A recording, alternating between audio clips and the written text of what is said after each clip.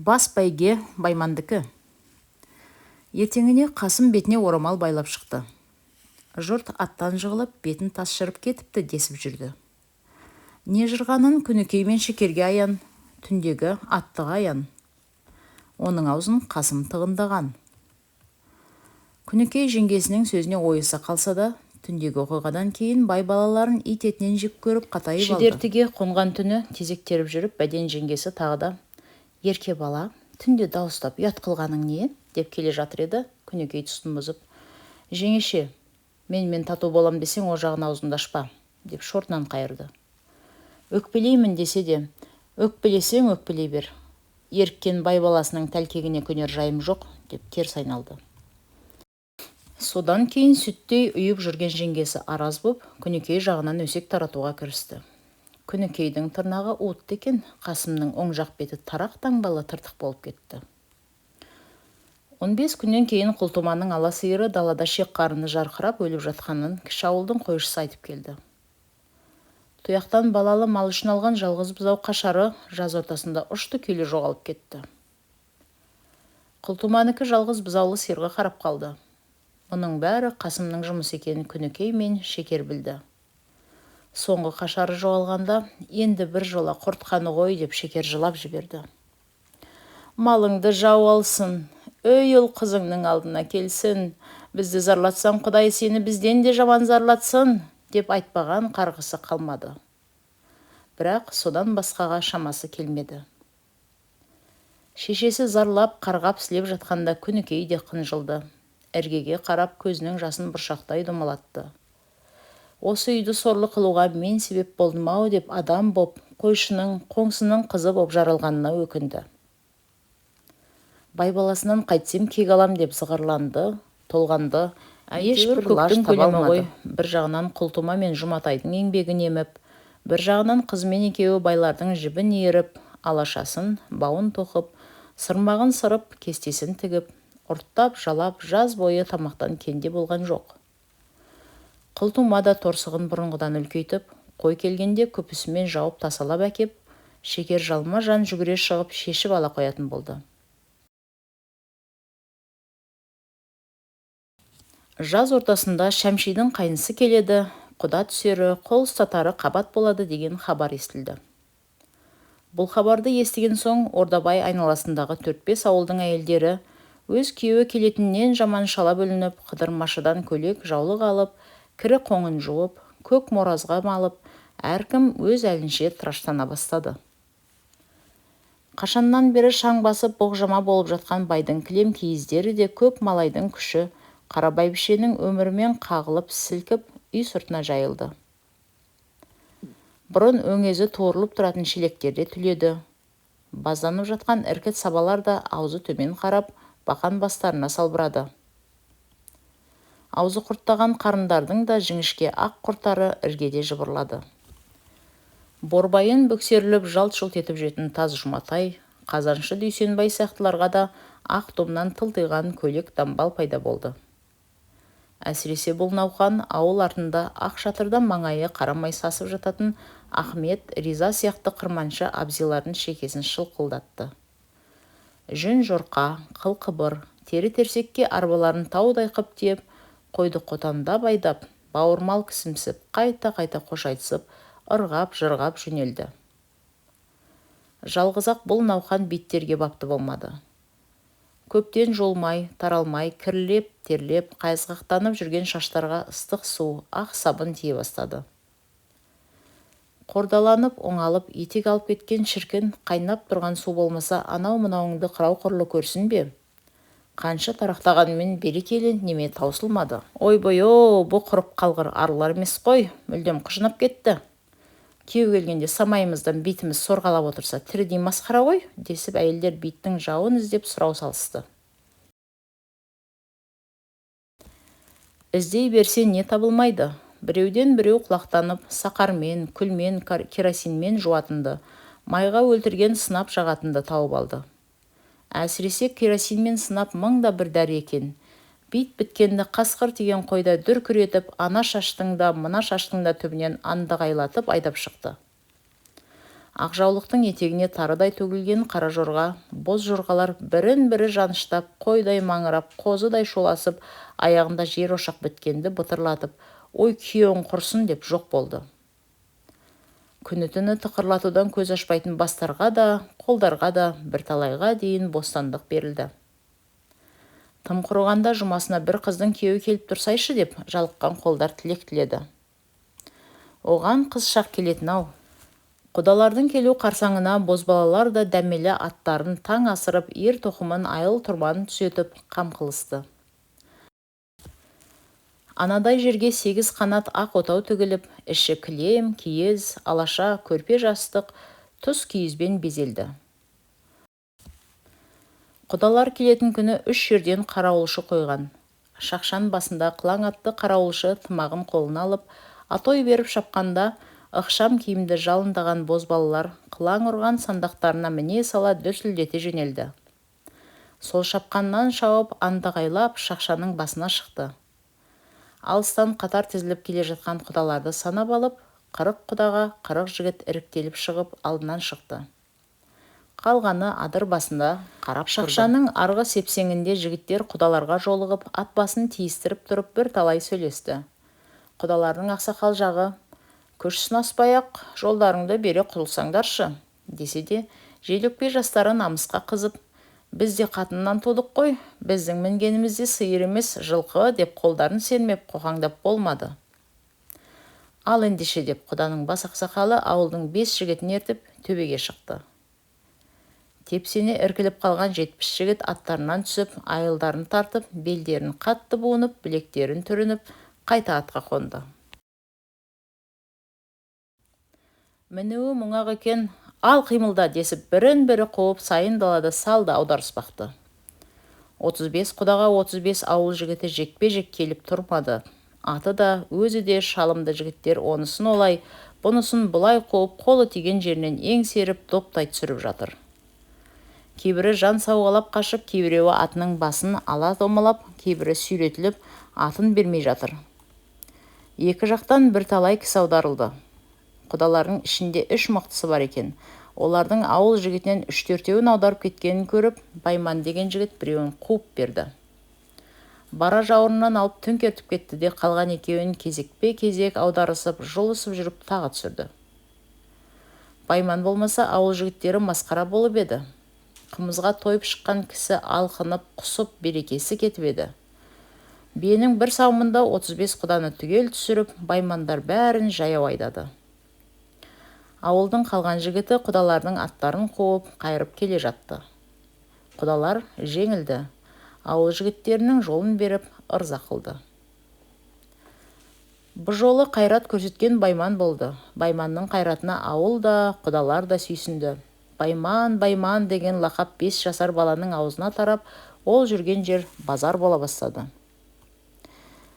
Әйелдер құдаларына сый көрсетуге әзірленіп тұр екен. Есіктен кіре берген құданы босағада тұрып, көзге онмен ұрып, бір талайын соқыр қылуға таяды.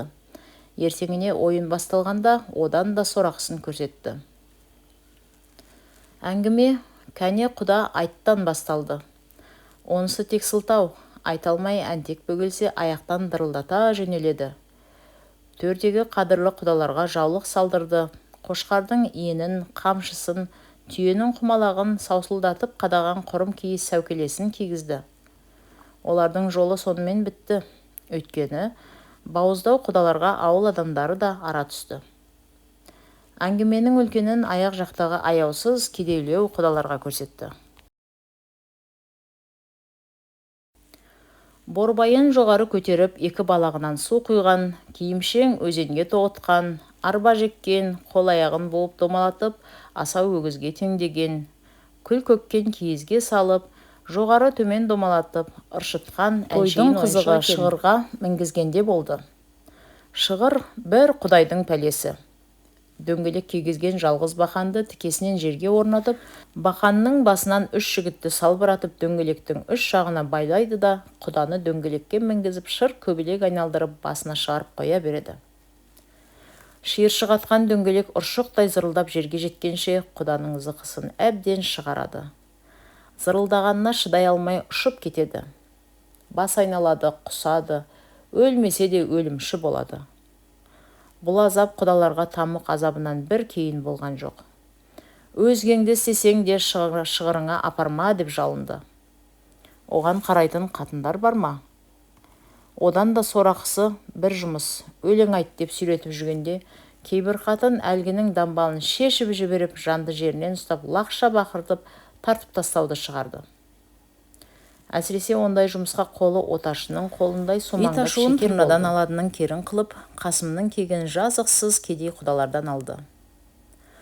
Ордабай ауылы 5 ту бие, 20 қой сойып, өлеңті, шедерті, жон бойындағы елді түгел шақыртып, той қылды. Шапқызған 70 аттың 30-на бәйге тігілді. Алды қасқа 9, арты 10 сомға дейін. 15 балуан бәйгесі, алды жамбы, бастатқан 9, арты 4 кез мата. Сонша төгілген мал, өлген, зорыққан ат, еркектігінен айырылған, мертіккен, жарымжан болған адам. Не үшін? Кім үшін? Екі ауыз сөздің басын қосып айталмайтын, мұңқылдаған шотпақ қара күйеу мен көзі біттеген былшиған сары қыздың шашатқысы үшін. Шекерді, күнікейді қан қақсатқан құлтума, Жұматай, Жаманат, Дүйсенбайлардың көзіне көк шыбын үймелеткен екі байдың атағы, мақтаны үшін. Бекер ме? Кім айтады бекер деп? Ешкім айта алмайды. Байдың тойында күресті, көкпарды, ат жарысты, төбелесті жазбаймын. Оларды мадақтау біздің мақсатымыз емес. Жалғыз-ақ бұл тойда күрес, көкпар, жерден күміс алудың бас бәйгесі Баймандікі болған ескертеміз. Ардақты оқушылар, Байманның бәйге алғаны бізге не керек? Ондай бәйгені кім алмайды, деп күні бұрын сөзге көрмеңіздер. Байманның сіздерге керегі болмаса да, бізге керегі болғалы тұр. Байман кім еді? Не істеді? Бұл әңгімеге қандай қатысы бар? Оны кейінгі жағынан қарай берерсіздер. Өз есебі. Ат бастатқан 9 болса керек. Саған кім айтты? Жамбы бастатқан дегені қайда? Бұйырмасын тайтұяқ, оған өңештемей қойыңдар. Сақау іңкәрға айтқан екен. Іңкәр біздің Несібелдіге айтыпты. Несібелді аузы мұрны қисаймастан маған айтты. Өтірік айтса жанын шықсын деп түзге барған 3 қатын көйлектерін тізесінен асыра түріп қойып, ыстандарын қызартып, беті қолдарын жуып жатып, біріне бірі бой бермей. Дәмегөй, бұйырмасын мұрнымды кесіп берейін дей бергенде. Дәмегөй-ау, құртымдай құрғырыңды кесіп беріп, сымбылбайымен демаласың ба? Деп арт жағынан қатыш келіп иықтан бір салды. Дәмегөй күдік деп селкете түсті. Қатыш қастарына келе ыстанының бауын шешіп, бөксесін алдартына изеңдетіп, артқы етегін лақтырып тастап, жапалақша жалп етті. Араласып жүрген мына қатын біледі ғой, дескен соң қатыш ыстанының бауын бір қолымен ұстап, шәугімді алып жатып, о не деп сұрады. Қыз ибасын айтамыз десті. Сүйінші берсең, Бәтқұндыз бастатқан 9 деген соң таласып отырған үшеуі бір-біріне ернін шығарды. О кезде қара бәйбіше кілем төсегінің кемерінде көксаумен ауыз-аузына жабысып отыр еді. Әңгіме мынау. Шәмшидің қыз ибасын 4 кісі сұрап, соның қайсысына беруді қара бәйбіше көксаумен ақылдасып отыр еді. Көксаудың шын аты Ыбырай ма, Ысқақ па, Баймұжық па, Жүндібай ма, кім білсін, әйтеуір өмірі күркілдеп көз ашпаған соң жұрт Көксау деп кетіп еді. Кейбір жек көретін кісілер оны Пітне деп атаушы еді. Көксау мойны мықырайған, көзі бақырайған, бет-аузы жұртта қалған сірідей тырысқан, қол-аяғы шидей, бойы шүкиттей бір жарқанат еді. Көксаудың араласпайтын сөзі болмаушы еді. Көбінесе әйелдер мен еркек арасында елшілікке жүруші еді. Көксау білмейтін ел жапсары, қатын өсегі, партия пәле жоқ еді. Жақсылар кейде аңғырт кетіп бара жатқанда Көксау қасына таман еңбектеп барып, оның бір кестесі бар, өзіңізге ұғындырайын деп бірдеңені көбірлеп мыңқ ете қалар еді. Айтқанындай-ақ ондай жұмыстың кестесі табылып, Көксаудың топшылауы дұрыс болып шыға бергендіктен, мырзалар оны түбінде ойлап жататын байғыз деп те қоюшы еді. Көксаудың 2 қатыны мен қызы мырзалардың аяғы лауы еді. Оны Көксау сезсе де сезбегенсіп жүре берер еді. Бір есептен мырзаларымен белдесерлік күші де жоқ. Жаман, аз атаның тұқымы. Анау Құлтума, Дүйсенбай, Сақаулар осының ағайыны. Оның бәрі бай тұқымының малайы, атарман шабарманы, бір есептен мырзаларға жалнышты. Өз тұқымына түскен алым шығынды түндік басына үлестіру, жинау, олардың арасынан мал табу Көксаудың қолында. Жақсыларды жанап, женге болғандықтан 60 үйді өзі билегендіктен орташа ауқат бітіп, орта шарқы үй боп қалды. Бір есептен қатын балаға қатты сөйлеге өзінде пәленде қауқарда жоқ. Және бай тұқымынан тұқым алғанды бала көргенде жаман ой теріс көрмейді. Қара бәйбіше Сүлейменді ауыз қалғанда Көксау тыртиып, қыржиып, ой тәйір-ай, баяғыда пәленшенің қара шаңырағы еді демесек, о бір берекесіз адам ғой. Қас болып қастығын, дос болып достығын көрсетуге жарарлық кісі емес, не керек, деді. Расында Сүлеймен партияда ел аларлық, дүние шашарлық, салмақ боларлық кісі емес, бір тоға сыпайы шаруақор адам еді. Қара бәйбіше Ыбырайымды айтқанда Көксау оны да жаратпады. Шопан атаңнан қыз алғаны болмаса, о бір қара өйт емес пе? Қайтсем малым қалады деп партияда екі жақты кезек алдап, безбенің ауған жағына шығып кетеді. Керек десе өзінің 3 түндігіне ие бола алмайды. Оныкі тек әншейін бір сылтау болсын, әйтпесе ол берсең де алмайды, деді. Анығында Ыбырайым кім болыс болса соның жемі еді. Оның ту биесінде еркек қойнында ерік жоқ. Болыс керек қылған күні шабарман бажылдатып ұстап әкетер еді.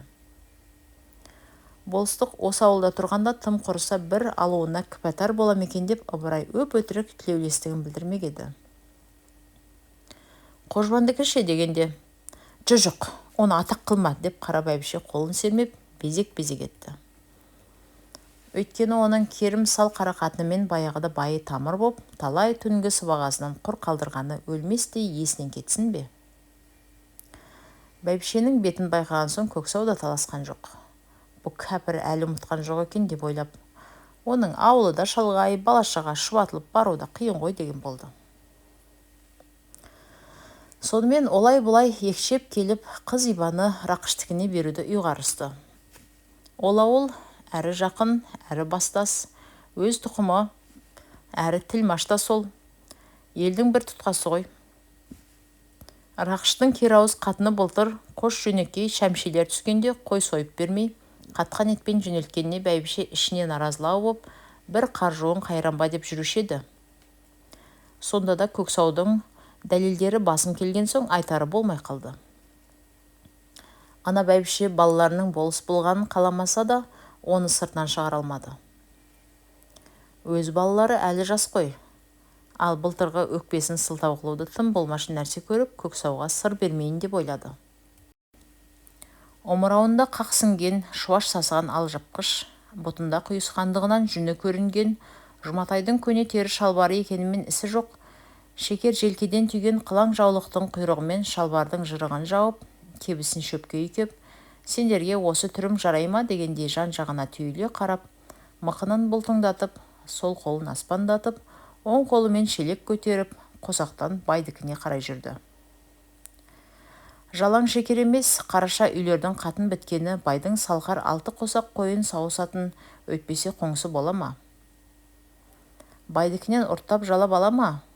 Қаттысын қайырып, жұмсаған жұмырмаса, қойдың пұшпақ жүнін, киімінің ескісін, етіктің сірісін, бас ауырғандағы бір қайнатым қара шайын, малдың өкпесін, бір жүргем ашы шегін, ұйқысын, сорпасын байдікі тегін бере ме? Қол ойнағанның ауыз ойнайды деп қара бәйбіше неге қақсайды дейсің? Шекер бұрын еміне бермей, еркінсіп, былғаныш қара жұмыстан бойын теткіп ұстаушы еді.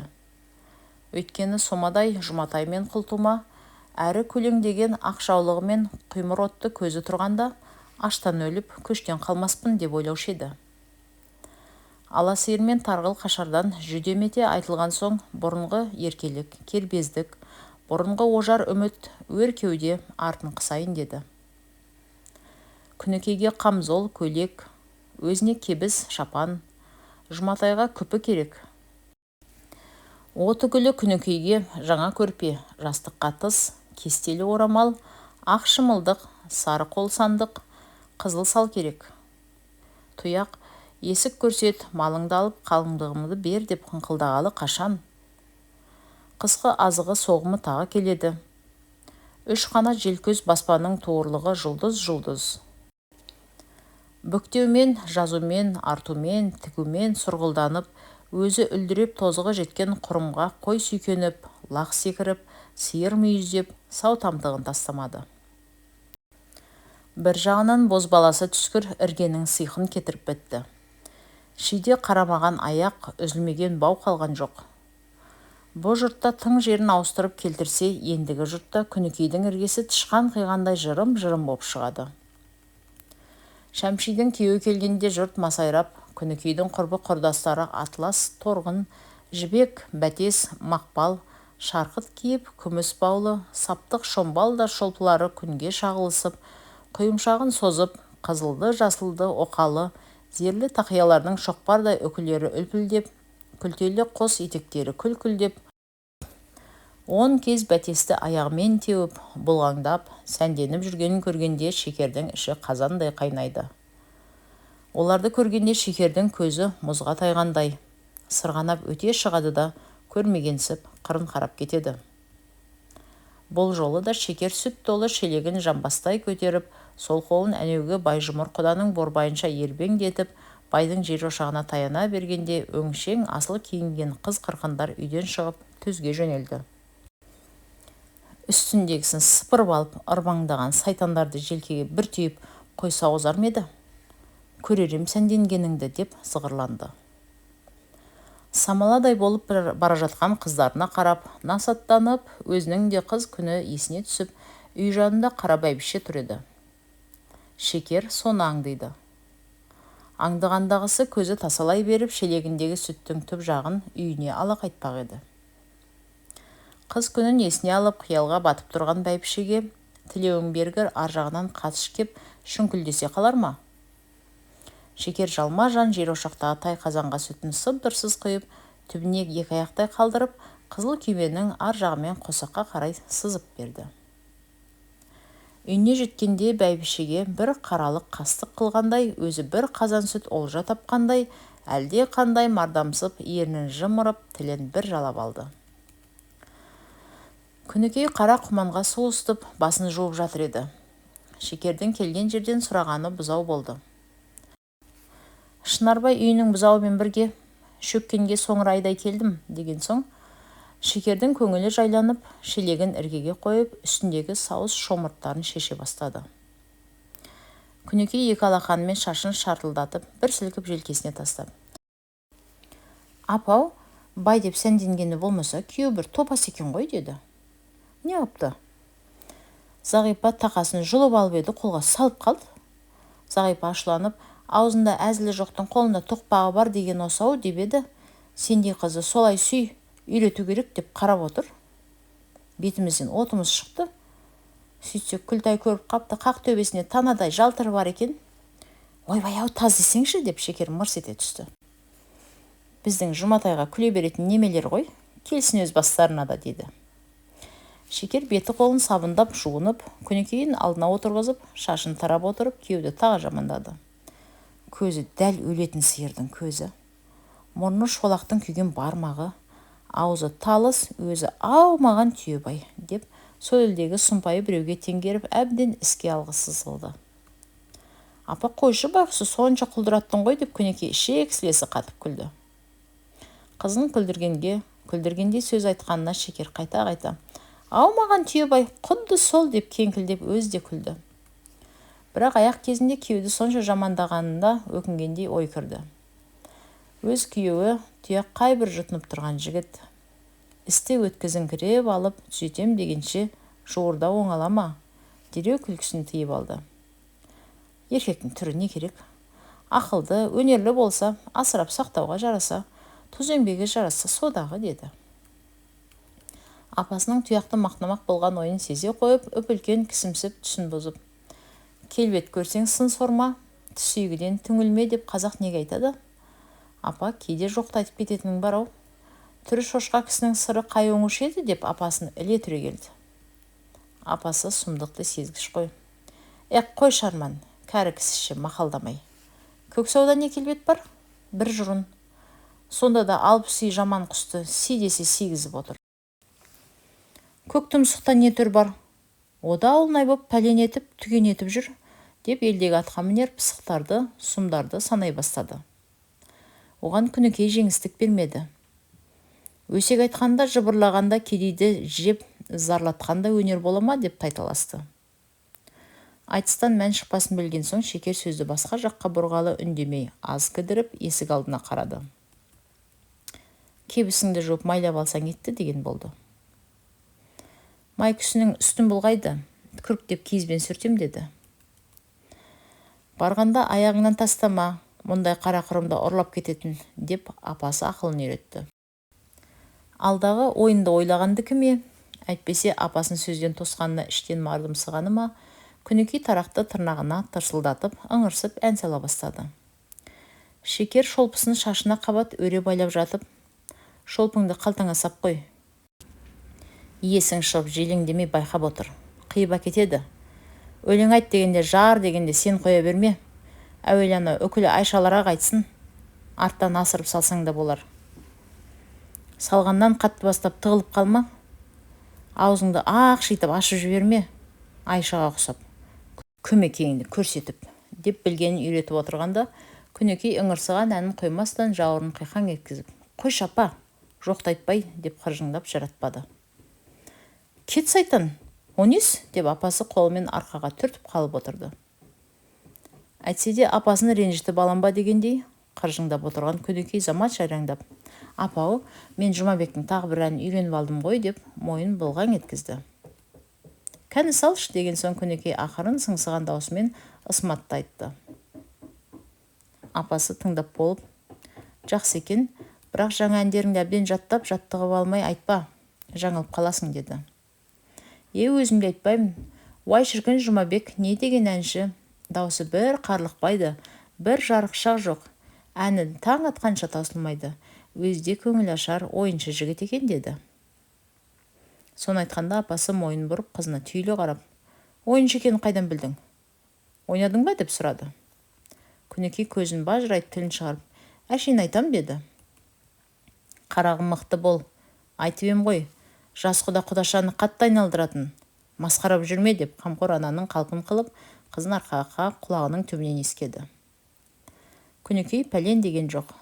Болдың ба апа деп қаздиып түрегеліп көйлегінің етегін сілікті. Ал сонда қой қозының беймаза ызыңы басылып, көгенде жалғыз жарым лақтар ғана шырылдайтын мезгіл болды. Көйлеген қызыл құнажынның соңында көптікі деп өгіздер өңкең дейді. Маған да деп тайынша бұқалар томпаңдайды.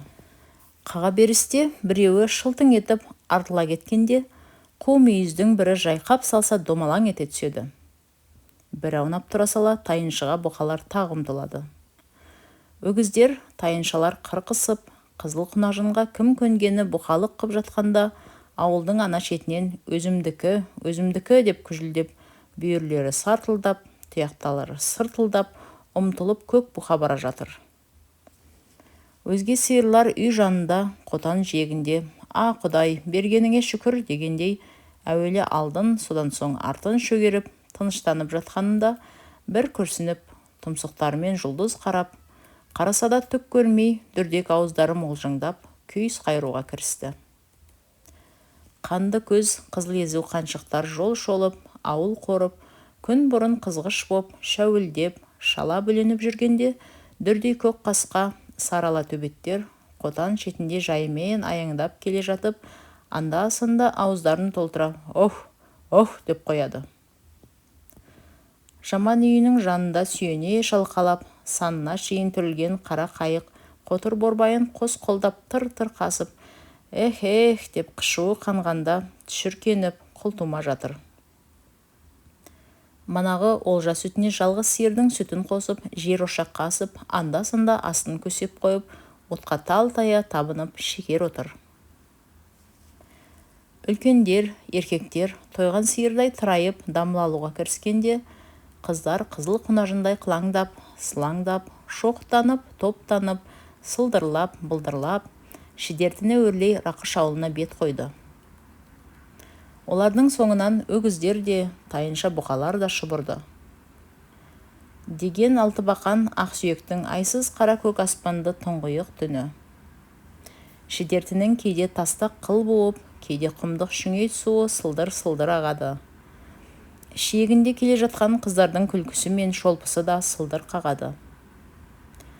Өңшең ақ көйлектердің жерге төгілген етектері тұтасып, қара барқын қынамалар қараңғыда ақ селеу мінгендей толқынып, шоқ-шоқ үкілер орман басындай жайқалып, жарасып келеді. Жүрген іздері иіс су, жұпар аңқиды. Жұматай тас сықылды жалаң аяқ, жаман саяқ малайлар ық жағында келе жатып, ай дүние-ай деп мұрындарын тыжыра искелейді. Өзгесі не керек? Күнікейді айтсайшы. Аяғы жер басып келе жатқанын, сағым құшып келе жатқанын білмейді. Жүрек кеткен лепіріп, көкірегін көтере, тамағын кенеп қояды. Тамыр біткені ұшқын түссе, мылтық дәрісінде лап еткелі келеді. Тамырында, жүрегінде, тұла бойында жарылып сыртқа шығуға арпалысқан, қамаулы қайнаған, быжылдаған, әлде бір жалын, шарап, күш бар секілді. Қандай күш екенін өзі де сезбейді. Әйтеуір мас кісі тәрізді. Жұлдыздары жыбырлаған жарқ-жұрқ көк болат аспан жамылып, аяғымен бұйра бетеге, тырбық жауылшаны жан тайта жапырып, бұтпылдықтай шіп-шіп еткен, шыңыдай мөлдір, құрыштай шымыр, қымыздай жұтымды ауаны сіміріп, мастанып келеді. Келсе, 8 қанат ақ орданың оң жағында недәуір қыз келіншек жиналып, төр жаққана олқы тұр екен. Қарлығаштай қалбақтаған жалаң аяқ бас балалар төрге қораздана отырған боп, атып тұрып, шоқалаңдап жүр. Ана жақтағы бозбала емес, сымақтар екен, төрге бата алмай, көбі босаға жаққа үймек-жүймек көрінді. Күнікейлер жұпар иісін аңқытып жайнап, саусылдап кіріп келгенде, бәрі бастарын көтеріп, көсілген аяқтарын жинап алды. Топты нөкерлерімен шалауаттана шәмші келді ғой. Күнікей шәмшілерге таяу, көрнекті жерде отырғалы бүкшейіп жатқан бір-екі қызы итеріп жіберіп, ой, бұғайсың дегенде дым сезбеген боп тымырайып отыра қойды. Төменгі жақтағылар сыйыс алмай, бірінің үстіне бірі отыра жаздап, жуастары шеттете, озбырлары омыраулай ығы-жығы отырысты. Шәмшилерді аңдып тұрғандаяқ, ауылдың сорпаға шығар бозбалалары да, жас құдалар да лек-легімен келіп төрді толтыра бастады. Төрден босағаға дейін ұйлық толып, түндік қайқита тартылып, көздері оңды терісі құйрықтасып, еріндері қыбырласып басылған кезде, «Кәне, не отырыс бар, ойын бастаңдар» деген қадау-қадау сөздер шыға бастады. Бастаңдар, ойнағалы келді ғой жұрт. Пәленше, сен не алып отырсың? Өзің не алып отырсың? Деп біріне бірі сілтеп тоғытатын қойдай ұйылғып шегеншектей берді. Өйткені көсем серкедей алдына түссе кететін өжеттер кемеді. Жайда өжетсініп жүрсе де топ алдында бір жерімен дәнекүс шығып қалама, әлде біреу тілімді алмай, бетім қайтама, көптің бабын таба алам ба деп бір жүрексініп, бірі сыпайысып, бірі ақылдымсып, бір талайы жантайып жатып, қызға көз салғанды, қасына қыз әкеп берсе, айналдырғанды тәуір көріп, ырың-жырыңмен бір қыдыру уақыт өтті. Біраз отырысты. Сол отырыстың үстіне 4-5 жігіт, баймандар келді. Оларға серпіліп орын берісті. Неге екені белгісіз найзағай ұшқыны зулап өткенде Күнікейдің тамыр біткені шым ете түсті. Ойын басталды ма? Неге аңтарылып отырылсыңдар деп Байман жайнаңдай жалақтай келді. Жоқ әлі, өзің қыздырмасаң деген соң Байман. Ал ендеше мен бастайын. айтқанымды істейсіңдер. Істемегенің ойын бұзар бересің, деп кеудесін ашып, білегін сыбанып түрегелді. Бәрекелді, ой сабазмай, топтың гүлі жаңа келді ғой деп өзінен өнер шықпайтын тоғышарлар қошамет қылысты. Бәрің де ойнауға келдіңдер ғой. Ендеше бұлай отырып ойнауға болмайды. Айда, қыз балалар, боз балалар, аралатпа отырасыңдар. Кәне, пәленше, сен бері кел, сен, мұнда отыр. Деп қыздарды да, жігіттерді де жетелеп, сүйреп, көтеріп, заматта опыр-топыр қып, бір қыз, бір жігіттен, қыз жетпегеніне келіншектен аралатпа қып отырғызды. Кеуделеу орынға Күнікейде ие болды. Баймауынның тегеурінді қолын ұстағанда әлгі найзағай тамырын тағы бір аралап өтті. Жаным ағатай, өзім барайын, қай жерге деп елбектеп ере берді. Байман дедектетіп апарып, екі құданың арасына сыналап жіберді.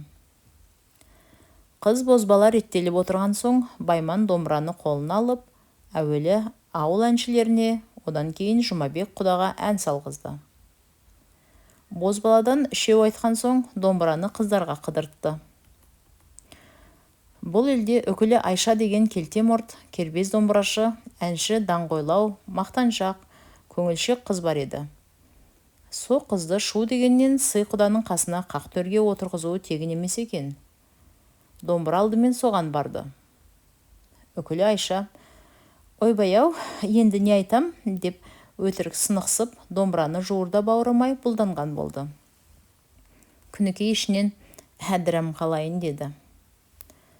Үш ауыз өлең мен үш түрлі ән саласың деген соң, Айша үкісі бұлғаңдап, көзін ашып жұмып, көмекейін көрсетіп, таңыраңдап, дағдылы еркемауын, зұлқиясын, әліппи нәпсің тый, ле мосили, титур тутисін айтып, маңдайын орамалымен бір сипап, домбыраны оң жағында құданың алдына қойды.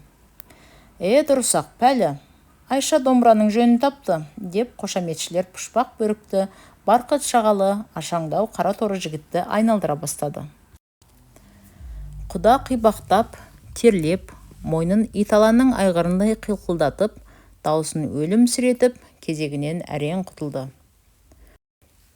Домбыраны қарындасы Шәмкенге жылжытып еді, үлде мен бүлдеге бөленіп, танауын көтеріп отырғаны болмаса, мәні кем екен, ол домбыраны ар жағындағы Күнікейге ұсынады. Күнікей домбыраны итеріп тастап алмады. Түнеуге өзін бас салатын, екі сиырын бірдей жоқ қылған Қасымның қарындасы ұсынды екен деп, бүгін айдатып жіберсе де, неге алсын? Оның кезегіне бола өлең айту Күнікейге намыс емес пе? Құдалардың бірі немесе ойын бастаушы Байман әкеп берсе, айтқалақ отыр. Шәмкен, сәнденбей айтсайшы деп тікірейіп еді Күнікей. Айта бер өзің, кезегін келгенде айтам деп безеріп отырып алды. Ол зор шөп бір безергенде болар дейсің бе деп ана жақта отырған түнеуге бәден, домбыраны алып қасындағы бір келіншекке ән салғызды. Екі-үш кісі аралаған соң домбыраны Байман Күнікейге бергенде жымың етіп, тамағын кеней бастады. Күнікей үш ауыз өлең айтты. Балқадиша, Сұлушаш, Әлди бөпем деген үшеуі де теңіне қосыла алмаған әйелдің өлеңі еді. Ағалар осындайда ойнада күл деген үкілі Айша сияқтылардың жалғыз жарым салдарман өлеңдері болмаса, жалпы әйелдердің өлеңі көбіне теңіне тие алмағанын, малға, шалға сатылғанын, қорлық көргенін, оң жақтағы дәуренін, тым болмаса бір жылша ұзатпай тұруын жырлаған, сұраған, еріксіз, көріксіз өксіген өмірлерін суреттеп, мұң зарлы қайғы шерлі еді. Байқаған адам ол мұң зарды сезген еді. Бірақ қызық көруді, ойнап күлуді аңсап, қасындағы қыздардың қызуына мастанып, арсалаңдап, қолдары, тізелері айқасып отырған есірік жастар ол мұңзарға құлақ қоймады. Тұйғыным-ай дегенде тұйғыным-ай, болдым ғашық көзіңнің құйрығын-ай, мал бердім деп бір жаман алып кетсе, шара бар ма Алланың бұйрығын-ай. Немесе, бір жұлдыз ай астында сәулеленген, көп дұшпан сырттан асық әуреленген, басында қаптауының сіз бір пері тұра алмас тағат қылып сізді көрген. Немесе, көрінер алыстан тау мұрарланып, қосылар екі ғашық құмарланып, ақ үйдің оң жағында жатар ма еді, түлкі алған ақ иықша жұмарланып, дегендей жастық, мастық өлеңдермен қыздарды өздерінше үгіттемек, сүйіспек, сүймек боп қызуланды, қызықты буланды. Былай. Өлеңнен кейін орамал тастамақ болды. Бұл елдің әйелдерге бар көрсететін бір артық сыйы, жігіт орамал тастаса, қыз үн-түн жоқ барып сүйер еді. Қыз тастаса, жігіт 3 ауыз өлең айтып сүйер еді. Орамал тастамақтан өлең білмейтін топастардың мысы шықты. Айтайын десе де әрі жұртқа естіртерлік дауысы, өлеңі жоқ, әрі қыз сүйе алмау намысы, өте-мөте жамбастап жатып қызға қалжыңдаған мырзаларды Құдай ұрды. Кейбірі Қаратаудың басын, енді бірі Ариядай дегенде Ариядай, Ақсеркенің мүйізі Қарағайдайды айтып, тағы бірі жаңылып тұрып қап жұртқа күлкі болды. Төменгі жақта отырған жағымпаздар сода болар деп жуып шайды. Бір реті келгенде Күнікей орамалын Байманға тастады. Байман қақ ортада ойын басқарып жүріп, орамалдың кімнен келгенін білмей, бұкым дегенде Күнікей қызараңдап қасындағы құданың артына бұғып кетті. Күнікей екенін білген соң Байман домбыраны қолына алып, дүние бір қисық жол бұраңдаған, бақтайса ерге дәулет құралмаған, меңзеген асқар тауға есіл көңілім, дүниеде еш нәрсеге тыналмаған, деп өзінің бақытсыз, дәулетсіз, бірақ көңілі көп жерде екенін аңғартқандай болды. Өзі шығармаса да өзіне лайықтап жаттап алған өлеңіме кім білсін, содан кейін көзін Күнікейден алмай отырып, бір түлкі шұбарланған қашар шыңнан, көңілім әлде қалай жауабыңнан, жібекпен түрлі перен белін буған, қазақта бар ма сендей дара туған? Бұлтпен аспандағы бетін жуған, сықылды ақ балапан тұйғын қуған. Құдайға сондай риза болар едім, баланы бір көрсетсе сенен туған, деп күліп, Күнікейдің бетіне таянды. Бұл өлең әркімдерге ақ айтылатын өлең болса да, жібекпен өмірін белін бумаса да, Күнікей өзіне арнап шығарылған өлеңдей көріп, әрі насаттанып, әрі өзіне көпсініп, әрі тұйғын қуған ақ балапандай сасқалақтап, ұялып, Байманның қолы тигенде денесі шімірігіп, қытықтанып, қараңғы жерге қалай тығыла берді. Жұрт мақтап жүрген балуан, ер, өлеңші, өнерлі топ басы Байманға не бетінен, не тамағынан, не аузынан, не тілінен сүйгізерін білмей, қай жерінен сүйсе де аяғандай емес, буыны босап кетті. Байманның отты лебі бетін жыбыршытып таяна бергенде, жалт қараймын деп аузына дәл келіп қалды. Қараңғы жерде ернін емізе түсіп, қайырлап бергенде өзі де құшырлана шөп еткізді. Міне, бізге ұқсап сүйіссеңдерші деп Байман басын көтерді. Тегін сүйіс емес екенін сезді. Бір күрсініп қойды. Мана сұңқылдатып ән салғанда даусында бір соны күш, бір түрлі нақысты ырғақ, бір құйтырқы барына сүйсіне, уап әлі деп бір айғайлап көтеріп тастап еді. Енді еті тығыршықтай жұп-жұмыр денесіне қолы тиіп, деңгелектеу жанарлы қара көзімен көз айқасып, отты, тәтті ернін татқан соң сарт айтқандай, мұнысында бір гәп бар екен деп түйді де қойды. Ойын созыла берді. Хан қалай, белбеу соқ, тақия жүгіртпек, сақина тықпақ, мыршым, ондай қылма, мұндай қыл, лоли молда, қалдырма қақи, балтам тап сияқты сүйісетін, белбеумен ұрысатын, жұдырық жұмыс аралас ойындарды адақтаған кезде жігіттер түрегелісіп, күр-күр қалмақ ойыны сияқты жақтан ұратын, күш сынасатын ойындарды да істеді. Шалқасынан сіресіп жатқан жігітті аяғынан көтеріп тұрғызуға, екі аяғын айқастыра ұстап, бүкшиген жігітті бір қолтығына қысып, иығынан асыруға, белбеуден ұстасып, бірін-бірі басын төмен салбыратып, шалқая бергенде, дөңгелекше айналдыруға келгенде, Байманға тең келер жігіт болған жоқ. Жігіттер ойыннан жалығып, Жұмабек құданың әнін тыңдауға, көбі қасында қыздармен шүңкілдесуге кіріскен кезде, Күнікейден жарымады ма, кім білсін, сол жағында құда тұрып тысқа шығып кетті. Мен де бір дамыл алайыншы, деп ашық орынға Байман барып жантайды. Күнекей қымтырылып орын берді. Оң қарап қылымсып, мойнын тұқырта, көзін қырындата, құбылта, қайта-қайта деген майда даусын созып, жоқтан өзгеге күліп сөйлесе бастады. Мен байқамай жүрекем ғой, дегенде Күнекей шұғылдан қоюлана біткен қою қара қасының қақ жылғасын өбістіре көтере қойып, кімді деп көзін төңкере қарады. Сені? Оны неліктен айттыңыз? Жақын адам екенбіз ғой. Сома, дегенде жаратпаған адамша тұмсығын көтерді. Онысы тұяқты күйеуім деуге қорланғаны еді. Байман тұяқтармен ағайын ғой.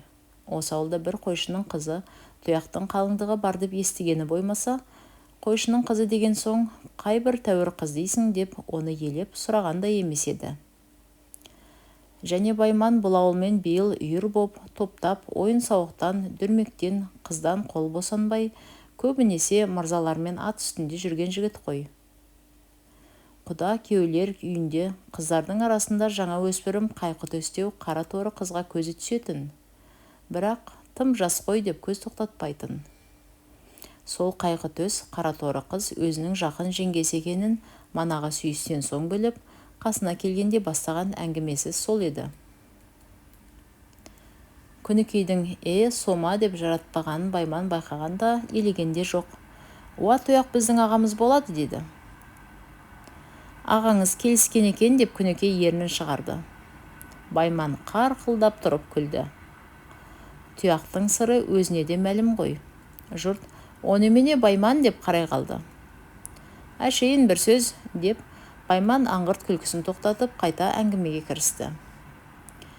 Өлгенше күлдіңіз, тегі ағаңыздың бір ақауы бар ғой, дегенде Байман. Жоқ ойбай, түгі де жоқ. Ол қолы іскер жігіт, деп жұбатпақ болды. Содан кейін Байман жеңеше мекенсің ғой, ойбай жеңеше таймай, деп Күнекейдің қолы екі алақанның арасына салып аялап отырды. Бір сөздің кезегінде Байман жеңгейдің бір бұты адал деп келе жатқанда Күнекей ернін тістеп, қолын қысып қалды. Байман тым ожар кеткенін сезіп, аузын жұма қойды. Әлі беті ашылмаған нәуетек Күнекейге добалдай Байманның жеңгей дегені әрі ерсі, әрі қызық, әрі жаңа, жат көрініп, Күнекей бой жетіп қалғандығына көзі жеткендей дар дейіп қалды. Байманмен әзілдесу, күлісу, еркелей қылымсау жанына жағымды тиді. Күнекей Байманды әнеугіден бері білетінін, құда аударғанда, күресте, көкпарда оның бас бәйге алғанын, жұрттың оны мақтап жүргенін, анда-санда үзіп-үзіп, алқынып, аз сөзбен еріксіз айтып қап отырды. Күнекей сөйдегенде Байман, солай ма? Мен білсемші, жеңгетайым сырттан бәрін байқап жүр екен ғой, деп Күнекейдің қолын бауырына тартып, жүрегіне басып, сипап қойды. Әнеугіден бері жеңешеңізге бір келіп амандасуға жарамай, ағаңыздың қадірі барлығы ғой. Кісі көргенде үйімізде, күйімізде жоқ, сонда да, деп Байманды бір састырды. Құдай ақыңа, бұл ауылда деген есімде жоқ, дегі Байман қалбалақтай берді. Манағыдай емес, байқап сөйлемесе әр жерден ақ тиялдыратынын сезді. Байман басымен өзінен ұтылып, кішірейгені, қалбақтап көзін жыпылықтатып, жалынған іспетті болғаны Күнекейге одан бетер қызық, ермек сияқты көрінді. Жұрт әлде қандай қол жетпес қып көтеріп жүргені болмаса, Байман бала мінезді, аңқаулау, ақ көңіл, салдыраған жігіт екен. Сол мінезіне елігіп, ерленіп, желденіп, Күнекей не сөйлеп, не қойып отырғанын да білмеді. Оған сенгендігі сонша, барлық сырын айтып салудан да тайынатын емес. Дәл бір құда болатын кісіше, оның ауылына баруға асыққан кісіше, Байманның неше ағайынды екенін, әке-шешесін, малын да сұрады. Байман кедей кемпір шалдың жалғыз баласы екен. Әкесі Құдай деген бір одар адам екен. Байман қалтқысыз аңқылдап сұрағанын айта берді. Күнекей бірталай қипақтап сөз араластырған болып, Байманның қатыны бар жоғын да сұрады. Байман балаша ыржиып бетіне жымия қарап басын жайғап, жоқ деді. Байманның өтірік айтаты дерлік түрі жоқ. Қасы көзі аузы бәрі татаусыз, сайрап шын айтып тұрған тәрізді. Жоқ дегенде Күнікейдің көңілі бірдеме дегендей албырт кеудесінен лебін бір шығарып қойды. Таң таяу болса керек, сол әңгімемен жатқанда қатындар қайтамыз деп қозғала бастады. Өзге қыздарға қыбыржу кірген соң Күнікей де қолын Байман қолынан суырып тұруға оқтанып еді. Байман қолынан тартып отырғызды. Қыздар ереуілдетіп түрегеліп, шам тасаланып қараңғы болған кезде Байман мойнынан құшақтап өзіне тартып, аузынан бір сүйді. Күнікей тілінен сүйгізіп тұра беріп, еңкейіп бетінен бір шөпетті де жарықта қыздарға қосылды.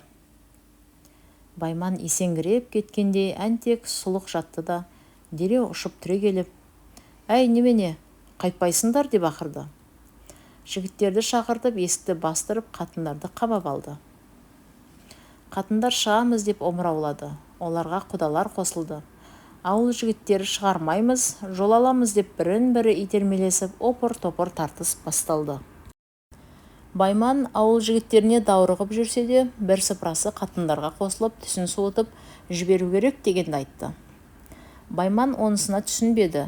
Оны айтушылар, мана қыз бозбалаларды арылатпа отырғызғанда көңілдегі қызы қасынан табылмағандар, бай балаларының ішіндегі бір-біріне күндестер, Байманды бұралқы көрушілер, оның ауызға ілініп, бай балаларына жаққанын көре алмаушылар, өздерін маңына дарытпай жүрген Күнікейді меңгеріп әкеткенін қызғанушылар, немесе құдалардан өздері жол алып пайда күнем, өнерсіз күншілдер, тоғышарлар еді. Байман арсалаңдап жүріп, ондай сасық ойларын сезбеді. Сендерге не болған? Ауыл намысымызды жібереміз бе? Жолды келістіріп алаяқта деп көрді. Ол сөз құлағына кірмей, әлгілер өзді-өзді көбірлесіп, біреулері, «Майлыбай, сен барсайшы, сөйлессейші. Құдалардың беретін не екен?» деп өз араларынан біреуді жұмсады. Майлыбай барып сөйлесіп, бітістік деп келді. Ал, енді қайтесіңдер деп қатындар өздері жеңгендей масайрап кемелеп, шәмшиді ортаға ала есікке лап берді. Бітіссеңдер болғаны деп Байман тұрып қалды. Майлыбай қалтасын қамти ұстап, жаудан түсіріп алғандай, одыраңдап өңшең Байманға қарсыларды соңынан шұбыртып, қызыл көрген құзғындай анталатып, олжаны бөліске салуға үй артына жөнелді. «Уай, бізде бір атаның ұлы едік қой» деп Байман омыраулап барыпса да, Майлыбайдың уысында күміске өзді-өзді таласып, қырылысып, төбелесіп, өліп қала жаздағанын көрген соң, аяғында арашашы боп, олжаны ұмытып, жігіттерді боқтап жөніне кетті. Қатындар қалыңдықты ортаға алып, оң жаққа шымылдық құрып, шымылдық құрар, қол ұстатар, шаш сипар, төсек салар, етік шешер, ірге тебер, көрпе қимылдатар, кәделерін жол менікі, сенің жолың анау, жолы біткен десіп, керілдесіп, керісіп, таласа тармаса бір жапырақтан жырымдап алуға, оның артын ала жаздай өсекке, пыш-пышқа, араздыққа айналдыруға байдың үйіне қарай ентелесті. Біз де осындай боламыз ғой, шәмшидікі қандай болады екен деп таңырқаған қыздар сол дырдудың ішінде бара жатты. Олармен бірге Күнікей де кетті. Дүрмекпен келе жатқаны болмаса, Күнікейдің қиялы сағымдай бұлдырап, сол сағымның ішінен біресе екі тірсекті ботаныкіндей майысқан, басы бір бөлек, кеудесі бір бөлек, кейқуат тұяқ елестеді. Біресе екі иығына екі кісі мінгендей, көзі алақандай, шүйдесі тоқпақтай Байман елестеді. Елес кейде алыстағы мұнарланған жалғыз ағаштай елбіңдеп, үзіліп созылып, кейде самауырда көлденеңнен көрінген бетте екезуі жырта қарыс, басы сиырдың жапасындай боп көрінді. Соның артынан Шәмшиді шырғалған қыз келіншек үлкен үйдің ығында үйме-жүйме боп тұрғанда, желеңдеген жеңгелері күйеуді ертіп, үйдің оң жағын орап, алтын босағасын аттатты. Шабар қатындар алқынып, жүр-жүрдің астына алып, жалма-жан Шәмшилерді үйге кіргізді. Екі ашпалы пайы шымылдықты оң жаққа құрып, жібек көрпеге күйеулерді отырғызған екен. Күйеудің жанында 3 жолдасы бар. Олар төр жақта, күйеу төменірек. Қатындар Шәмшиді қарағым шырағымдап, өліп өшіп сүйемелдеп, қолтықтап, күйеуінің қасына апарып шөгерді. Шәмши бет-аузын атлас шапанмен тұмшалап алыпты. Өзге қыз келіншектер де жеткен жеріне жалп етті. Дүниеде болмаған бір зор оқиға қазір болатындай, бәрінің тағдыры осы шымылдықтың ішінде шешілетіндей, көздері күйеу қалыңдықты ішіп жеп анталауда. Күйеу соғымға соятын өгіздей мойнын ұсынып, тымағын көзіне түсіре киіп құдойған. Шәмши де бірге қол тапсырғалы отырғандай бүк жүйіп, сүлкиген. «Кәне, отырасындар ма? Кім статушы еді?» деп қатындар танауы желпеңдеп желпілдеп жүр. Ана жақтағы қара бәйбішенің жарлығымен Қатыш деген қатын омыраулап, күйеу қалыңдықтың алдына келіп отырып, екеуінің оң қолдарын екі қолмен ұстап, «Кәне, шырақтарым, ата-ененің жоралғысы. Бір-біріңе жібектей жұмсақ, балдай тәтті боп өмір сүріңдер. Өмір жастарың ұзақ, үбірлі-шүбірлі болыңдар», деп күйеудің жібек орамалымен ұстаған қолын қалыңдықтың қолына айқастырды да, жібек орамалды қалтасына салды. «Шаш сипардың жөні менікі емес пе?» деп қатындар қара бәйбішені қамалап жатыр еді. Орынбасар деген қатын маңдайы жарылғандай, бұлай тұрлап екі қолын ербеңдетіп, кимелеп келіп күйеудің асыл шүберек ұстаған қолымен Шәмшидің шашын сипады да, шүберекті ол алды. Содан кейін күйеулердің алдына төс салынған бір табақ ет тартылып, татпаса қысыр қалатыннан жаман бәрі де таласа тармаса жеді.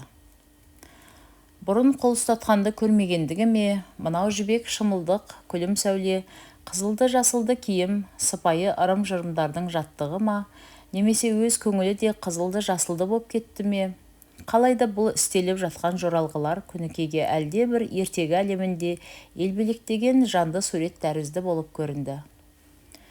Кешегі шотпақ қара, төбел таз, орт мінез күйеудің бұл жерде әп-әдепті, жібектей жатық жігіт бола қалғаны, анаған да мынаған да арсылдап отыратын, малшы құлшымен өсекке қалып жүретін, тау көкірек, мақтаншақ, сиырдай сары қыздың қой аузынан шөп алмас мүп-мүләйім, нәуетек, науша қыз бола қоюы Күнікейге торғын қағазға ораған сасық сабындай, немесе алтын жалатқан мыс сақинадай алдауыш, бояма болып көрінді.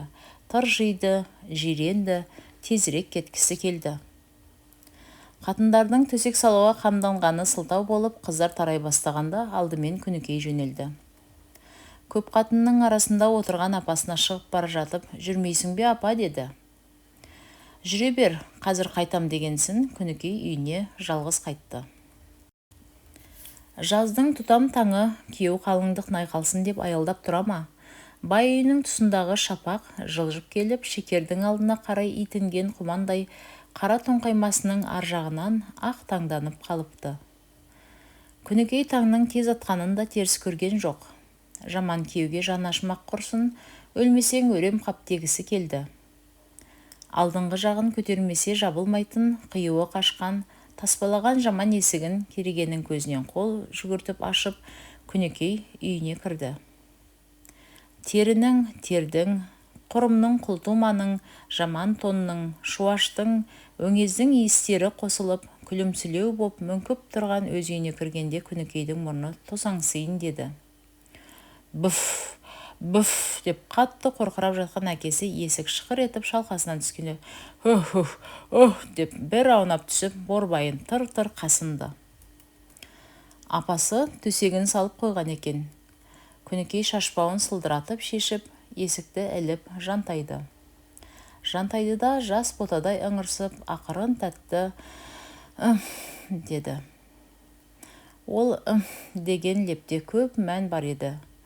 Түні бойы ойнап шаршаған балдырған денесінің әнтек дамылдап сая тапқаны да, ойында Байманмен сөйлескені де, оның артынан қиялына келген шілей-мілей сұлу елестер де, жаңағы қол ұстатардың сәт салтанатына қызыққаны, жек көргені, күңіренгені де, содан барып жаман тұяқпен қол ұстайтыны есіне түсіп, оған мойны жар бермей, қапастағы торғайдай жүрегінің бұлқынғаны да, бәрі де сол толған көкіректің ымы деп қыңқ еткен жалғыз дыбысымен сыртқа шығарған лебізі еді. Одан кейін Күнікейдің көзіне көпке дейін ұйқы келмей, аунақши беруі, көзін бір ашып, бір жұмып, керіліп созылуы, кейде оймақ аузының бір шеті өңтек шұқырайғаны несі екен? Әлденені ойлап жатыр ма екен? Ол Байманды ойлағаны, оны сөзбен қамағанына өзінің сүйсінгені, оның жалынғаны, оның саудыраған ақ көңіл мінезі ұнағаны, онымен тағы да жолыққысы, сөйлескісі, сүйіскісі келгені, оған жолығатын қызық күндерді қиялымен суреттегені еді. Ұлы сәске кезінде Күнікейдің сілекейі қызыл жастығына шұбырып, оймақтай аузы әнтек ашылып, ұйықтап жатқанда құлағының түбін шыбын шыбыршытты.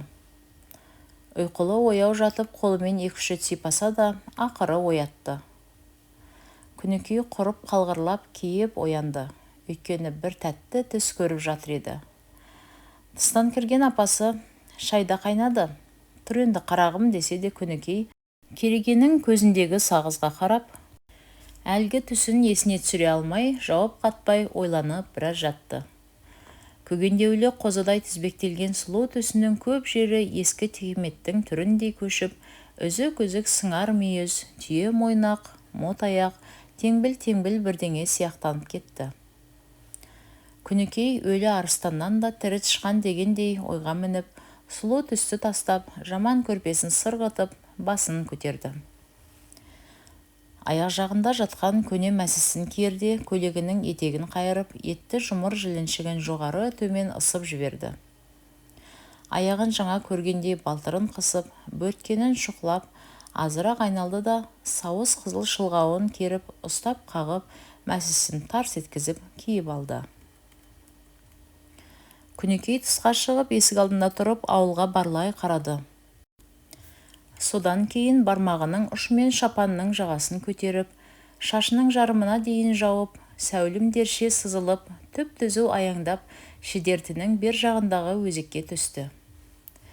Өзекте бірталай отырып, асықпай қайтып келе жатқанда, аяқ басуы бұ келе жатқан мен емес пе дегендей еді. Күнікей үйіне келіп, оң босағада жүресінен отырды. Жаздың жайдары күні маңдайынан түсіп, қыз-қыз қайнатты. Маңдайдан түскен қызу арқасынан өтеді. Ұйықтап, тыңайып қалған жас денесі ширатқан қыл шыбырдай шиыршық атады. Ой жағалап ойнақтаған шұнақ қара лақша ыршып-ыршып түскісі келеді. Бірақ Күнікей ыршымайды. Ол енді өзінің сәулім болғанына көзі жетті. Сәулім болса, бала қаздай байпаңдап, салмақпен жүру керек. Күнікей кіріп, боқ жаманың бұрышында қыстырулы тұрған жұпар сабынын алып шығып, иығына дейін түрініп, әуелі тығыршықтай жұмыр білегін көпіртіп жуды. Содан соң сабынды екі алақанына езіп алып, бетіне, мойнына, құлағына шейін баттастыра жағып, аппақ қылып бір қойды. Бетіндегі ақ көбікті әуес қып, көпке дейін су тигізбеді. Сабын сіңдау деген кезде бетін, құлағының іші тысын, мойнын айналдыра бейпаздап баптап жуынды.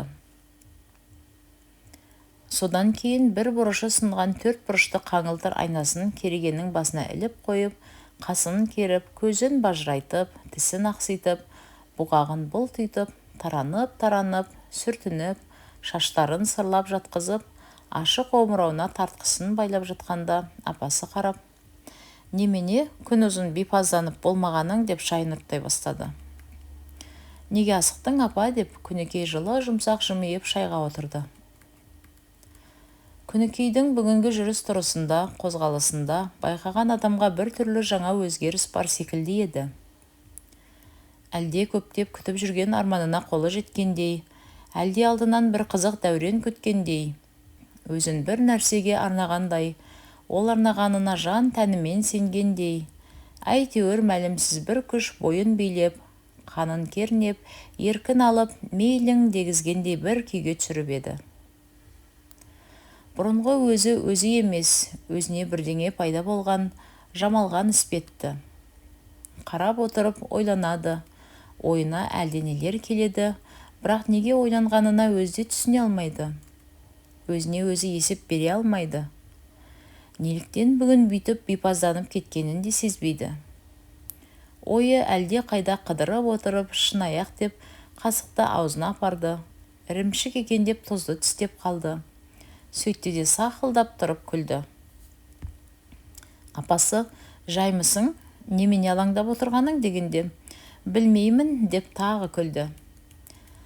Әйтсе де апасына сездірмейін деп түндегі қол ұстатардың ерсілігін сөз қылды.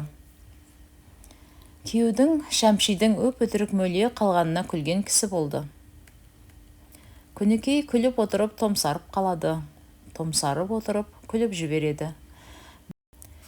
Біресе апасымен шартпа-шұрт келіп қалады, біресе жайдарымсып апасының мойнынан құшақтайды. Бір сағаттың ішінде күзгі күндей қырық құбылады. Бір жерде байыз тауып отыра алмайды. Кіреді, шығады, жантаяды, айнаға қарайды. Кестесін бір тігеді, бір қояды. Сағыз шайнайды, бізін тістелейді. Қара сабаның ауыр піспегі дүмпілдеп дабыл қаққан кезде Күнікей апасынан сұранып, күйеу жаққа баруға үйінен шықты. Аңдатушылар. Күйеудің қабағы жабыңқы, қалыңдыққа ырза болмаған секілді. Қасындағы балдыздары өзара шүңкілдесіп, бірінің бірі қос етегін, шырғасын, қалтасының қақпағын шұқыласып, киім кесте жайын сөз қылып отыр. Құдалардың бір сыпырасы тыста жүр. Алтау жетеуі ана жақта жантайысып, біріне бірі сүйеніп, шал жиып, домбыра дыңғылдатып жатыр. Күнікей құда күйеуге қыздарға қыдыра қарап қояды. Есіктен біреу кірсе, мойны бұрылып қалады. Қарайды да, тәйірі сен екенсің ғой деген адамша теріс айналып кетеді. Күтіп отырғаны Байман еді. Күйеудікіне күнде келіп кетіп жүретін Байман бүгін қайда жоғалып кеткені мәлімсіз. Бұл үйде отырғандар Күнікейдің көзіне адам сияқты көрінбейді. Көлеңкедей, елестей бірдеңелер. Байман кешіккен сайын Күнікей оны көруге ынтығады. Ол жайраңдап, апыраңдап кіріп келсе, осы үй толып кететіндей, жұрт ойнап күліп көңіл көтеретіндей көрінеді. Бірақ Байман келмеді. Көрінер мекен де бірау Күнікей тысқа шығып, сіңбірген болып, ауыл жаққа көз салып келді. Көрінбеді. Байман отырған үйге бірдеңені сылтауратып, өзім барсам қайтер екен дегенде ой келді. Бірақ өзге қыздардан сытылып шығып, ауыл қыдыру жеңілдік болатынын ойлап, тағы тоқтады. Әлде біреу Байманның қайда жүргенін айтар мекен деп, құдалармен ойын қылып отырмай, осы ауылдың көп бозбаласы қайда жүр деп, қасындағы қыздарға қарап сөйлеп еді, олардан жартымды жауап шықпады. Айтты, айтпады, қайда жүр? Қымыз аңдып жүрдағы деген сияқты бірдеңе дегені болмаса, Байманды еш қайсысы ауыз қалмады. Құда күйеулер қымыз ішіп жайланғанша Байман көрінбегесін, енді отыра беруін мәнсіз тауып, Күнікей үйіне қайтты. Апасы үйде жоқ екен. Күнікей үйіне келіп жантайып, керіліп, созылып, күрсініп жатты. Көзін шаңырақтан көрінген көгілдір аспанға салып, әнтек сығыр айтқанда, Байманның түндегі сөйлескені, күлгені, сүйгені одан да қызық, одан да тәтті бір сұлу түрде көз алдына елестегендей болды. Денесі тағы да сондағыдай қытықтанып, шымырлап, қызыл ұшқынданып, жүрегі де сондағыдай лепірсекендеп тіледі. Оңаша үйде жалғыз жатса да, әлденеше адамдармен сөйлескендей, өз ойы өзіне өте қызықты болып көрінді. Апам келіп, ойымды бөліп жібереме деп қорқып, мысықша басып, есіктен сығалап еді. Ойлаған сайын Байманның қолын қысқаны, өзіне қарағаны, кірпік қаққанына шейін көңілінде сайрап анықтала берді. Енді Байманды ойламаса, көрмесе тұра алмайтын сияқты. Онсыз өмір өгей өмір сияқты. Ойлап, кешке жақын Күнікей күйеулер жаққа тағы кетті. Жанына қыз қырқын нөкерлерін ертіп күйеу серуендеп далада келе жатыр екен. Күнікей олардың алдынан баруға арланып, құдалар үйінің босағасынан сығыр көзімен сығалады. Үйден шыққан бір жас құда Күнікейдің білегінен ұстай алып, «Құдаша, кімді қарап тұрсың?» деп еді Күнікей, «Күйеулерді» деп қолын тартты. Құдашай, өзің бір болайын деп тұрған құдашамсың-ау, менің бір сөзім бар еді деп келе жатқанда. Жоқ шырағым, біз ондайыңды білмейміз деп Күнікей қолын суырып алды. Анау-мынау деп тәжікелесіп тұрғанда балдыздары мен кеуде келіп, Күнікей солармен бірге үйге кірді. Күнікей іңірде бір рет тысқа шыққанда, үй жанында Мұсатай ұстап алып, баяғы қара тауын та қозғап еді. Тәтті аузыңның дәмін кетірме деп Күнікей оған болмады. Болмағаныңды көрермін, басқа біреуге ниетің бар ғой, онсын өкпелеме деп кіжініп ол кетті. Көрсек көрерміз деп қала берді. Ай қорғалап туатын іңір қараңғысы. Күнікейді қыздар шамға жұмсап, қараңғыда жалғыз келе жатыр еді. Көп арбаның деңгейіне жеткенде, арбаға атын байлаған біреу төтеден қосылып, бір қолтығына қаусырмалай құшақтай алды. Бұл кім деп селк ете түсті Күнікей. Жолы болар жігіттің жеңгесі алдынан шығар деген осы ма дегенде Байман екен тани кетті. Күнікей бұлқынған жоқ. Көрінген жоқ едіңіз, қайдан келдіңіз деді. Шықаң ауылынан бір жұмысқа барып, өзің немене? Жай, құдаларға шам апарайын деп. Апарарсың, бер таман жүр деп Байман арбаға қарай икемдеді. Алғашқыда, қойыңыз ойбай деп денесі дір ете қалса да Күнікей тірескен жоқ. Ерді. Екеуі бұзау байлаған, сиыр қамалған қара құралы көп арбаның тасасына тоқтады. Күнікейдің жүрегі қаттырақ соғып, буындары дірілдеп барады. Әйтсе де панасы үлкен таудың қойнына енгендей. Жау жатпас жанның соңына ергендей, өзінен ерік кетіп, қасында тығылып тұрған тәуір көрді. Байман бір қолымен қолын ұстап, бір қолымен иығынан құшақтап тұрып, бетіне аузын таяп, кеше мен сені жақсы көріп кеттім ғой, оны білдің бе, деді. Сөйттіңіз бе? Сөйттім, сен ше? Мен бе? Білмеймін деп Күнікей тықырып мырс етті. Білмесең, түнде кетіп бара жатып неге сүйіп алдың? Кісі қайнысын сүймей ме? Жарайды, сүйсең шын сүй. Сіз әлде өтірік сүйесіз бе? Жоқ, тегін айтқаным ғой. Мен ендеше өтірік сүйуді білмеймін. Сүйіп көргемде жоқ. Кешегің шын ба? Шын болса қайтер едіңіз? Шын болса сені жаным күнім деп жүререм. Сенің жолыңа басымды беререм деп Байман белінен қысып бетінен сүйді. Көптің бірі боп кетсем деп Күнікей көп қарады. Байман болмассың деп уәде берді. Екеуі де емін еркін құшақтасып қалт-қысыз сүйісті. Біраздан кейін қашан қайда жолығамызға келді. Күнікей, қоя тұрыңыз, мен әлі жаспын ғой десе де Байман. Сүйгенің шын болса, несиеге қаратпа деді. Күнікей недәуір бұлтақтап апасының сақтығын, ауыл жігіттерінің өштігін айтып көріп, еді Байман, көңіл болса көш Күнікейге салып, жайға қаратуға көнбеді. Ақырында Күнікей ойланып тұрып, жарайды енді деді. Қай жерде дегенде, ретін табалсам шығайын, кешке іргеден келіңіз деді. Сон айтуы мұңақ екен, қара сиырдың ар жағынан бір адам сопаң етіп шыға келді. Күнікей жалт берді. Байман ол адамға қарсы жүрді. Бұқайсың? Бұқайсың десіп олар сөйлесіп қала берді. Күнікей тез аяңдап үйге кіріп кетті. Ауылдың көзі ұйқыға барған кезде іргенің шейін сытырлатып бір қол керегенің көзінен өтті. Күнікей ояу жатыр еді. Қолды ұстай алып, сипады да қысып қойды. Қозғалмай тұра қалды. Күнікей басын көтеріп, ар жағынан бұрылып тыңдады. Әкесінің жуан қорылы, апасының ұйқылы ояуы екен естіртетін емес.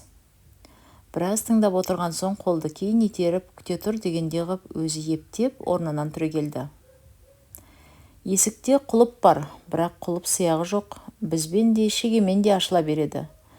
Күнікей күндізден әкесінің ұлтару біздің тауып алып, ашып жауып көрген.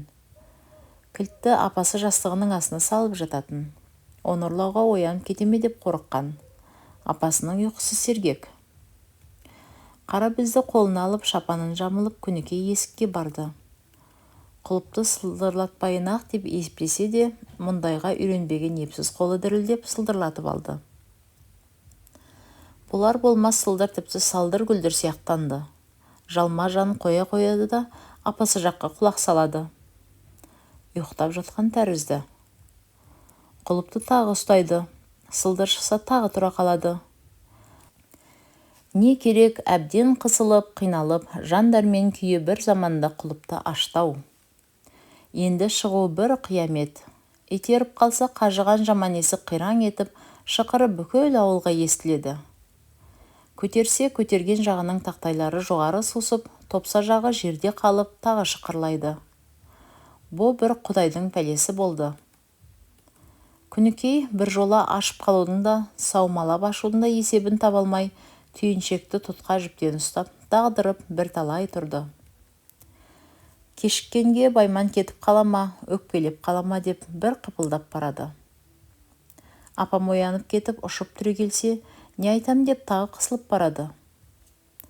Есік көзінде тұрғанына талай заман өткен сияқты. Әбден азапты шегіп бір уақытта тәуекел деп, есікті саумалаңқырап аша берді де, шықырлап бара жатқан соң тезірек ашып, өзі сыйғандай жерден кебісін ұстап, жалаң аяқ шықты да, есікті қайта жапты. Әбейір беріп, апасы оянған жоқ. Есік алдында 50 адымдай жерде өзек бар. Оның аржағы өзен.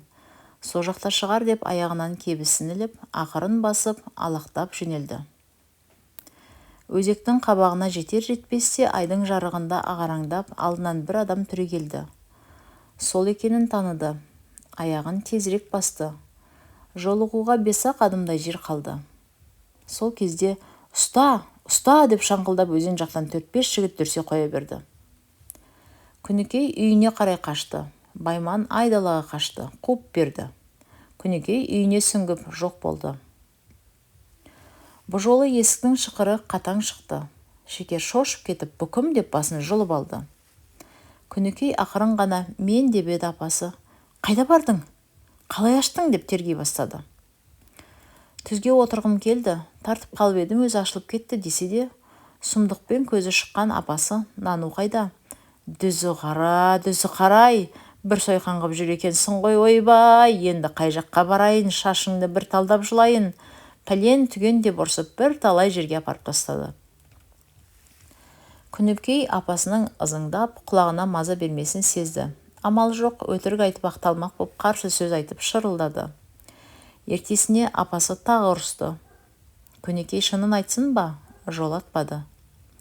Енді ауылдың жаман жәутік бозбалалары аңдитын болды. Олардікі, бізді менсін бедің, Байманды таңдадың, әрі Байманды бұралқы көріп күндеу.